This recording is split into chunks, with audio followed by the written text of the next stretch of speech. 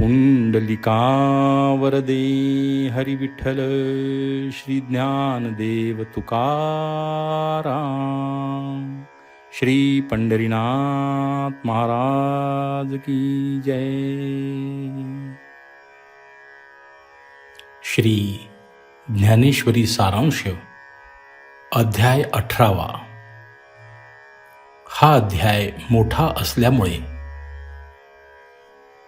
याला आपण 3 भागामध्ये विभाजित करू। भाग पहिला, या लागी त्याग संन्यास, पुसावयाचे घेऊनी मिस, परतविलेची धुस गीतेचे ते। 18वा अध्याय नोहे, हे एकाध्यायी गीताची आहे। समुद्राला मिळण्याच्या वेळी जसे गंगेचे पात्र विस्तार पावते, त्याप्रमाणे या शेवटच्या अध्यायावरील श्री ज्ञानदेवांची टीका विस्तृत झाली असून काव्य, उपमा, अलंकार यांनी पूर्णपणे नटलेली आहे। गीतेच्या श्लोकांचे प्रतिपादन करण्यास सुरुवात करण्यापूर्वी श्री ज्ञानदेव आपल्या गुरूंच्या निर्मळ, शुद्ध व मायागम्य स्वरूपाचे वर्णन करून त्यांचे सामर्थ्य सांगतात। या वर्णनांपैकी पहिल्या 10 ओव्या संस्कृत प्रचूर अशा शब्दांनी अलंकृत केलेल्या आहेत। हे श्रीगुरू, जे आपणाकडे येतात त्या सर्वांचे आपण कल्याणच करता, पण आपले खरे प्रेम विरक्त पुरुषावर आहे। साधकाचे चंचल चित्त स्थिर करून व त्याच्या मागच्या त्रिविध तापांची बोळवण करून त्याचे जन्ममरणांचे भय घालविण्याचे सामर्थ्य आपल्याच अंगी आहे।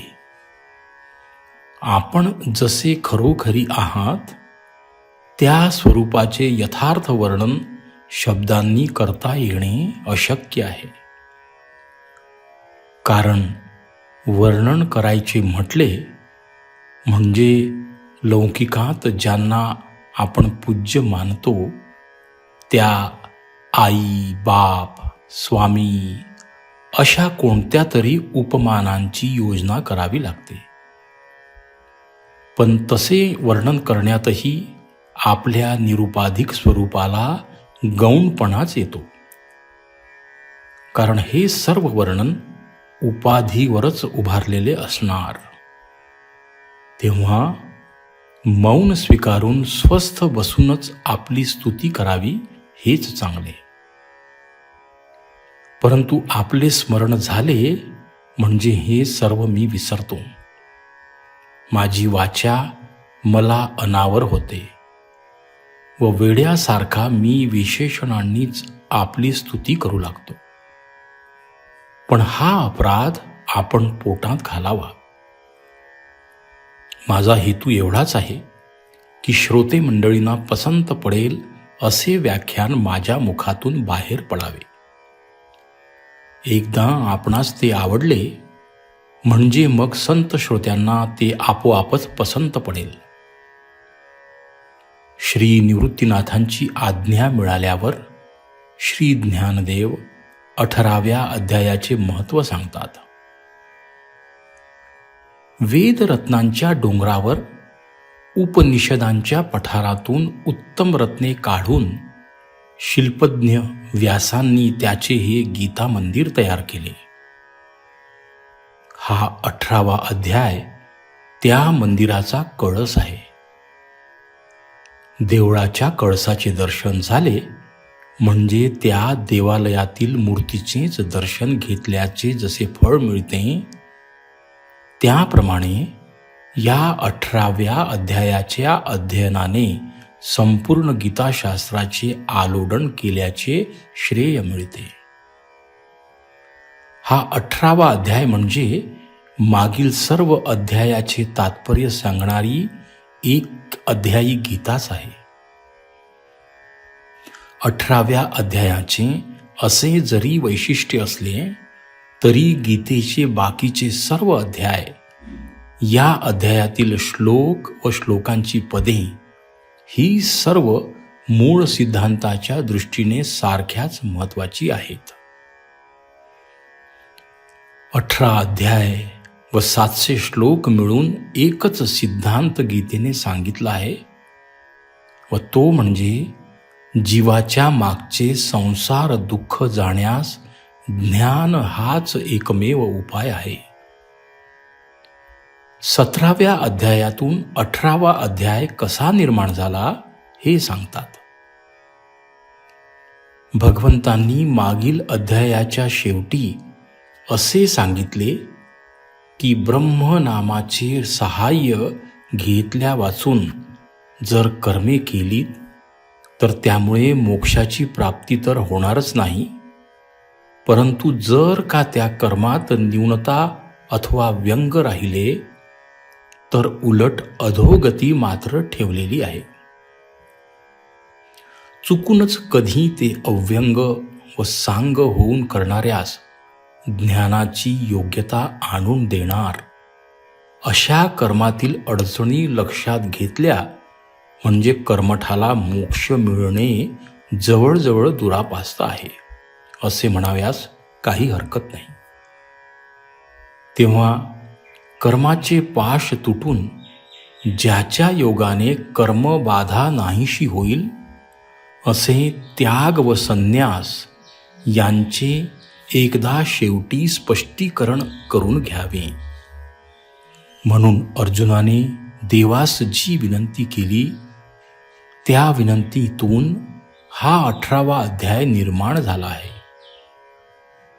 वास्तविक अर्जुन या बाबतीत स्वतः निशंक झाला होता, परंतु भगवंतांचे बोलणे ऐकण्यास लाचावल्यामुळे त्याने ही शंका मुद्दाम निर्माण केली. त्याग व संन्यास या 2 शब्दांनी त्यागच सूचित आहे हे जरी खरे असले तरी त्यात एक सूक्ष्म भेद आहे. कर्म न करता ते अजिबात टाकणे याला संन्यास म्हणतात व कर्म तर करायचे पण त्याचे फळ टाकायचे याला त्याग म्हणतात. आता कर्मच कोणते टाकायचे व कोणत्या कर्माचे फळ टाकायचे हे कळणे अवश्य आहे. नित्य नैमित्तिक कर्मे अवश्य केलीच पाहिजे, पण त्यांचे फळ घेऊ नये व काम्य कर्मे अजिबात टाकावीत असा निर्णय या बाबतीत शास्त्राने केला आहे. काम्य कर्मे म्हणजे मनात कामना ठेवून केलेली कर्मे. पण एखादे वेळी मनात कामना नसताही चुकून काम्य कर्म घडले तरी त्याचे फळ इच्छा असो वा नसो भोगावेच लागते. म्हणून मुमुक्षुने ही काम्य कर्मे चुकून सुद्धा करू नयेत, त्यांचा संन्यास करावा. अशा रीतीने काम्य व निषिद्ध कर्मांचा त्याग व नित्य नैमित्तिक कर्माच्या फळाचा त्याग केला तर कर्मकर्त्याच्या अंगचा मल दोष जाऊन तो आत्मज्ञानाचा अधिकारी होतो. मात्र कोणत्या कर्माचा त्याग करावयाचा व कोणत्या कर्मफळाचा त्याग करावयाचा हे नीट कळले पाहिजे. या बाबतीत भिन्न भिन्न मते आहेत. त्यांचा विचार न करता काहीतरी त्याग केला तर कर्माच्या कचाट्यातून सुटण्याऐवजी त्यात अधिकच गुंतून पडावे लागेल. काही लोकांना कर्माचे फळ टाकणे अशक्य वाटते, म्हणून यज्ञाधिक कर्मेच टाकावीत असा त्यांचा आग्रह आहे. याउलट काहींचा कर्मावरच भर असतो. खरे असे आहे की नित्य नैमित्तिक कर्माचा कोणीही त्याग करू नये. ती दक्षतापूर्वक म्हणजे कर्तृत्व मद व फळास्वाद टाकून व्यवस्थित करावीत. ज्याला आपले चित्त शुद्ध करून आत्मज्ञान संपन्न व्हावयाचे असेल त्याने माझे सांगणे नीट लक्षात ठेवावे. कर्म करण्यामुळे जन्म मरणाची परंपरा पाठीमागे लागते. हा जो कर्मातील दोष तो कर्म करण्यानेच दूर होतो.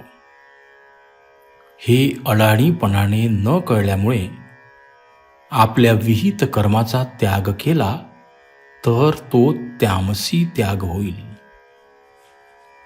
कर्म कराव्यास आरंभ करून त्यात देहाला कष्ट होऊ लागले म्हणून ते जर टाकले तर तो राजस त्याग होईल. परंतु खरा सात्विक त्यागी विहित कर्मे केव्हाही टाकीत नाही. त्यातील कर्तृत्व मद व फळास्वाद हा जो बंध आहे त्या बंधाला तो टाकतो. अशी फळत्यागपूर्वक कर्मे केली म्हणजे अंतःकरण शुद्ध होऊन त्यात आत्मज्ञान निर्माण होते. त्यावेळी त्याच्या दृष्टीपुढे असणारा विश्वाभास मावळतो. मग कर्मातील शुभ अथवा अशुभ हा भेदही नाहीसा होतो. त्यावेळी कर्म आणि कर्ता हा भेद उरतच नाही. अशी टाकली तरच कर्मे टाकली जातात. एरवी बांधतात. या त्यागास सात्विक त्याग म्हणतात. कर्मे करावी असा माझा आग्रह आहे. याला कारण म्हणजे मनुष्याला जो देह प्राप्त झाला आहे तो मागील जन्मांतील कर्मांचे फळ भोगण्याकरिताच आहे. म्हणून जोपर्यंत देह आहे तोपर्यंत कर्मे होतच राहणार. कर्माचा त्याग संपूर्णतया होऊ शकत नाही. जेव्हा आत्मज्ञान होते तेव्हाच कर्म सुटते, म्हणजे कर्माचे तादात्म्य सुटते. आत्मज्ञानी पुरुषाच्या संघाताकडून काही कर्मे होतच राहतात. मनुष्य फार तर विहित कर्मे कष्टदायक म्हणून टाकून देईल, पण त्याऐवजी विषयोपभोगाची दुसरी कर्मे करील व त्यामुळे पुढील अनेक जन्मांच्या भोगाची फळे निर्माण करील. जोपर्यंत अज्ञान आहे तोपर्यंत भोगाची इच्छा अंतःकरणात राहणारच व त्या भोगासाठी कर्मे करावी लागणारच. ही कर्मे ज्या प्रकारची होतात त्या प्रकारचे त्याचे फळही असते. स्वैर विषयोपभोग प्रधान पाप कर्म केल्यामुळे जंतू किडे अशी अधोगती प्राप्त होते. पुण्यकर्म केले तर स्वर्गाधिक उच्च गती मिळते. ज्यावेळी पाप पुण्यकर्मे समान होतात तेव्हाच मनुष्य देह प्राप्त होतो. जीवात्मा एका जन्माच्या कर्माची फळे भोगीत असताना पुन्हा पुढील अनेक जन्मांची परंपरा निर्माण होईल अशी कर्मे करीत असतो. अशा रीतीने हे जन्म मरणाचे रहाट गाडगे अखंड सुरू राहते. मात्र ज्यांची इच्छा संपली तेच या चक्रातून सुटू शकतात. हे कर्म ज्यामुळे निर्माण होते त्या कर्माची कारणे सांख्य सिद्धांतात सांगितली आहेत. कर्माची कारणे सांगत असताना देव अर्जुनावरील प्रेमामुळे स्वतःला विसरून जाऊन बोलत होते व अर्जुनही त्या प्रेमरसात बुडून गेला होता. हा देवभक्ताच्या प्रेमाचा संगम ज्ञानदेवांनी मोठ्या हळुवारपणे रेखाटला आहे. देव कर्माची कारणे सांगतात, पण आरंभी बजावतात की ज्याच्या सत्तेवर कर्माची उभारणी होते तो आत्मा मात्र या सर्वाहून सर्वस्वी अलिप्त आहे, हे नीट लक्षात ठेवले पाहिजे. कर्माची कारणे 5 आहेत. त्यापैकी पहिले कारण म्हणजे हा देह. या देहात मनुष्य इंद्रियद्वारा विषय गोळा करून त्यांचा भोग घेऊ शकतो व या देहातच जर त्याने मनात आणले तर त्याला जन्ममरणातून सुटका करून घेता येते. कर्माचे दुसरे कारण म्हणजे आपल्या मूळ स्वरूपाला विसरलेला जीव. त्याच्या या विसरामुळे प्रकृतीने केलेली कर्मे मी केली असे तो म्हणतो. तिसरे कारण म्हणजे ज्ञानेंद्रिये. त्यांच्याद्वारा बुद्धीने ज्ञान फाकते. एकाच प्राणवायूचे जे प्राण अपान असे निरनिराळे भेद होतात, ते कर्माचे चौथे कारण आहे. व 10ही इंद्रियांवर अनुग्रह करणाऱ्या ज्या देवता आहेत, ते कर्मांचे 5वे कारण आहे. ही 5ही कारणे त्या कर्माचे हेतू सुद्धा आहेत. कोणत्याही कर्माचा संकल्प प्रथम मनात उत्पन्न होतो, मग तो वाणीद्वारा व शरीरद्वारा प्रकट होतो. ते कर्म जर शास्त्राप्रमाणे घडत असेल तर त्याला पुण्यकर्म म्हणतात. शास्त्राचे सहाय्य नसेल तर मग ते अन्याय कर्म असे म्हटले जाते व असे असून त्याचा उपयोग काहीच नाही. या सर्व कर्माहून व कर्मकर्त्याहून आत्मा हा अलिप्तच असतो. परंतु देहच मी आहे अशा समजुतीच्या मूळ लोकांना हे कळत नाही. ते वरवरच्या देखाव्यावरून आत्म्यालाच कर्मकर्ता समजतात. काही तर देहालाच कर्मकर्ता म्हणतात. अशा लोकांची जन्म मरणाच्या फेऱ्यातून सुटका कल्पांतीही होणे शक्य नाही. फक्त एकच उपाय आहे, तो हा की कर्म करून जे या कर्मपाशांतून मुक्त झाले त्या पुरुषांची राहणी वारंवार डोळ्यापुढे ठेवून त्याचा निरंतर विचार केला तर त्यांनाही मुक्त होता येईल. हा मुक्त पुरुष मुक्त होण्यापूर्वी इतरांप्रमाणे विश्व हे वेगळेपणाने पाहत होता. परंतु त्याच्यावर गुरूंची कृपा होऊन त्यांनी त्याला तत्वमसी महावाक्याचा उपदेश केला. त्या वाक्याच्या निधिध्यासामुळे त्याला त्याचे मूळचे आनंद अद्वय असे स्वरूप सगळीकडे दिसू लागले. सर्व ठिकाणी मीच ओतप्रोत भरून राहिलो आहे असा अनुभव आल्यामुळे त्याला कर्म हे भिन्नत्वाने उरतच नाही व त्यामुळे कर्माचा कर्तेपणाही नाहीसा होतो. परंतु ज्या कारणांमुळे त्याला देह प्राप्त झाला, ती कारणे जोपर्यंत शिल्लक आहेत व देह उभा आहे तोपर्यंत त्याच्या संघाताकडून कर्मे होतच असतात. फक्त त्याचा त्या कर्माशी संबंध राहिलेला नसतो. त्या होण्यात जगाचे कल्याण झाले काय अथवा हानी झाली काय त्याला त्याची खबरही नसते. बहिर्मुख लोकांना ही अंतस्थिती समजत नाही. ते त्यालाच कर्ता म्हणतात.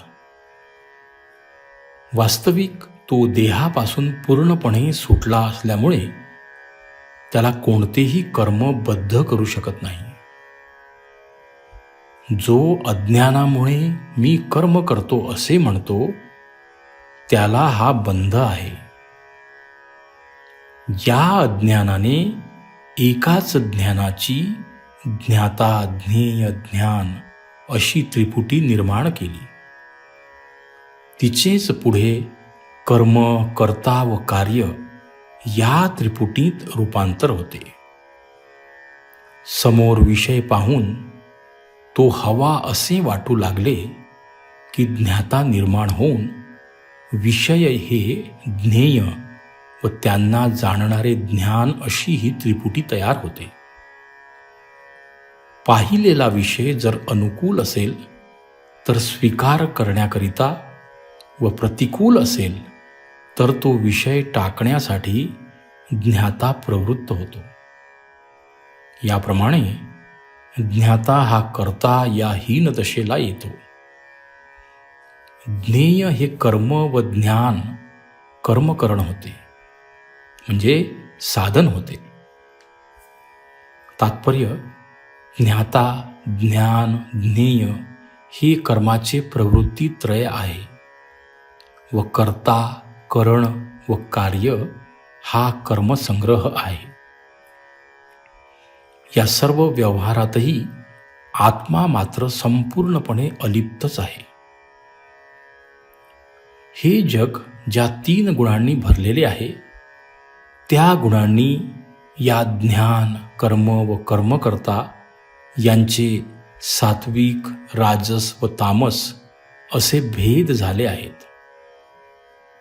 हा विचार सर्व शास्त्रात जे श्रेष्ठ असे सांख्यशास्त्र त्याच्या मतानुसार तुला सांगतो. 3 प्रकारच्या ज्ञानात सात्विक ज्ञान श्रेष्ठ आहे. ते ज्ञान झाले म्हणजे शिवापासून थेट गवताच्या काडीपर्यंत एकच अभिन्न स्वरूप दिसते. निराळे ज्ञेय शिल्लक राहत नाही. राजस ज्ञान द्वैताच्या आश्रयाने चालते. त्यामुळे प्राणीमात्रांच्या आकारामुळे त्याला भिन्न भिन्न आकार एकाच वस्तूच्या ठिकाणी दिसतात. तामस ज्ञानाला आत्मा म्हणजे काही आहे याचा पत्ताही नसतो. डोळ्याला दिसेल ते भोग्य आहे असे समजून विधी निषेध न पाहता त्यांचा स्वैर उपभोग घ्यावा एवढेच ते ज्ञान जाणते. त्याला ज्ञान म्हणणे देखील योग्य नाही. या 3 प्रकारच्या ज्ञानांमुळे 3 प्रकारच्या क्रिया होतात. जे विहित कर्म संतोषाने व निर्विकार बुद्धीने केले जाते व ज्याचे फळ ब्रह्मार्पण होते ते सात्विक कर्म होय. आपणाला अवश्य करणीय अशी नित्य नैमित्तिक कर्मे प्राप्त झाली तर तो बसलेला उठाव्यास तयार नाही. पण काम्य करावयाचा प्रसंग आला तर ते दवंडी पिटून करील.